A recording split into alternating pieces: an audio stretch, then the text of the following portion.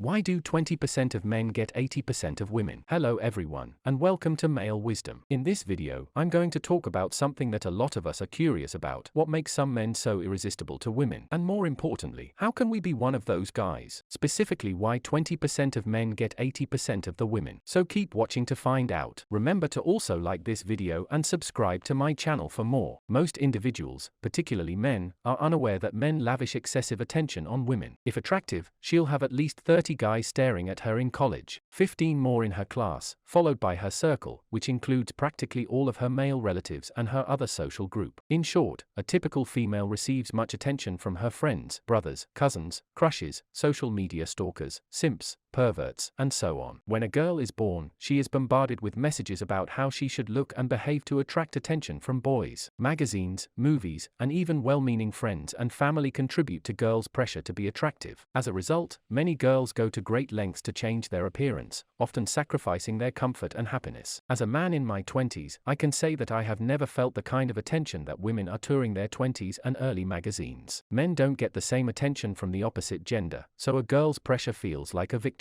It's not just because we're finally settling down, we've had comfort and happiness in learning to attract women, and when we succeed, it feels like we've accomplished something. So if you're a man reading this and wondering why your friends with girlfriends seem so smug, now you know, it's because they've had to work a little harder to get where they are. And that's something to be proud of. Sex is overvalued in the manosphere for a number of reasons. For one, many people live and die as virgins. This is because it is often seen as a necessary part of life when in reality, it is not. In addition, 90% of women have at least one male in their lives, yet most men go through life without ever having intercourse. Finally, careers often come too readily for men, while women are often expected to sacrifice their careers for family life. This creates an imbalance that further overvalues doing the deed in the manosphere. All of these factors contribute to why it is overrated in this community. To put it another way, a man assumes he will have to work one day. Ask any man about his first day at work. He'll scarcely remember anything. However, if you ask a woman a similar question, she will become overly aroused. She'll go on and on about her first day like a youngster after viewing a superhero movie. The primary reason is that it has historically been difficult for an average woman to earn. Therefore, it is a novelty for them. In short, gaining a decent job and not having a boyfriend is a fantasy for many women. We're not concerned about losing when we take something for granted. In many cases, women are unbothered when their boyfriends quit their lives. This is because they are used to men coming and going and know that there will always be someone else to take their place. Additionally, women often have more than one boyfriend at a time, so losing one is not as big of a deal as it would be for a man who only has one girlfriend. Additionally, many women are independent and do not rely on their boyfriends for emotional or financial support. As a result, they are often unbothered when their boyfriends decide to quit their lives. They just know they will attract the interest of hundreds of guys, but there are millions of fools, whom we like to refer to as beaters or simps, who are entirely unaware of this fact. No matter how hard you attempt to persuade them, they will continue to pursue women even though their efforts are frequently futile. As a result of the current trend in gender relations, at least 75% of the male population is unconcerned or uninterested in women. However, this does not imply that men are completely socially excluded from their circles. They are likely to friend-zone quite a few men, but if there is someone they care about, it is the one who says the fewest FS. Whether he is the one who has his career, lives life on his terms, or is skilled enough to advance in life, they will pursue him. A number of reasons explain why most men have lost interest in women. One reason may be the increasing number of successful women in traditionally male-dominated fields. This has led to a feeling among many men that they are no longer needed or valuable in society. In addition, the rise of social media and online dating has made it easier for men to connect without having to go through the hassle of interacting with women. As a result, more and more men are choosing to spend their time and energy on other pursuits. As I said in my previous video, to be a successful man, it is essential to never simp for a female. Instead of ignoring this tremendous threat to masculinity, develop yourself to the point where girls chase you. There are many benefits to this approach. It will save you time and energy. You will no longer have to waste your time pursuing women who are not interested in you. It will boost your self-esteem. When women are chasing you, it will indicate that you are a high-value man who is worth their time and attention. It will give you a sense of power and control over your dating life. When pursuing, you can choose to follow the women you find the most attractive and exciting. So instead of falling for a female, make her fall for you. These individuals are all stars in their industries, and the difference between him and the others is that he is challenging challenging to obtain. I argued that people tend to value whatever enters their lives with difficulty. As a result, they care more about the minority than the majority. I stand by this claim, and I will provide some evidence to support it in this post. First, consider the way people respond to natural disasters. In the aftermath of a hurricane or earthquake, we always see stories of people coming together to help those who have lost everything. We donate money, volunteer our time, and send supplies. But what about the other 99% of the time? How much time do we spend thinking about those living in poverty or struggling with addiction or mental illness? Probably not as much as we should. Second, think about how people respond to news stories. We are quick to condemn acts of violence or bigotry, but we often turn a blind eye to the systemic problems that allow them to occur. We would rather believe that these problems are someone else's responsibility than try to tackle them ourselves. Third, consider how people treat their own families and friends. We are quick to judge those who make different choices from us, but we are also quick to forgive their mistakes. This is because we know that they are struggling just like us and trying their best. In conclusion, the evidence supports the claim that people tend to value whatever enters into their lives with difficulty. We care more about the minority than the majority because we know what it feels like to be in their shoes. This is the same for men. However, you must consider the effect of time when 80% of women pursue the top 20% of males. You have to anticipate that approximately 60% of the ladies will have to settle for less. To explain further, when it comes to choosing a partner, both men and women tend to pursue those who are considered the most attractive. However, this often means that most women compete for the attention of just a few men. As a result, many women end up settling for partners who are not their first choice. While this may seem unfair, it is essential to consider time's effect when deciding on a partner. Those who choose to wait for their perfect partner may find that they are eventually left with fewer choices and end up settling for someone who isn't their ideal match. On the other hand, those willing to compromise on some of their requirements may find that they have more options and can find a partner closer to their ideal. Ultimately, the decision about whether or not to settle for less will come down to each individual's priorities and what they are willing to sacrifice to find a partner. Sure, the top 20% of men will date roughly 80% of the women, but gaining a commitment from any top 20% man will be challenging. They have too many alternatives, and women are becoming older. Without a top 20% guy committing to them, and as their fertility window expires around age 35, they will settle for the other 80% of men. However, to their dismay, these men will have grown their financial worth and will attract younger, prettier women than them, raising the question, where have all the nice men gone? The answer is simple: those nice men are now in the top 20%, and they are not interested in commit-phobic women who are past their prime. So how can they ensure they don't end up alone and regretful? Make an effort to commit themselves to a top 20% man while still in the 20s or early 30s. That way, they'll have a better chance of keeping his interest and avoiding a very disappointing future. If you like the tips I gave about the benefits of not simping, I have to share that I have a video where I talked about it more. I mainly talked about the tips or traits of a high-quality man. If you don't have those things down, you will always be a low-status man no matter what you do. The tips I gave are essential skills every man should have if he wants to get ahead. So watch it, pay close attention and take notes because those tips could be the difference between success and failure.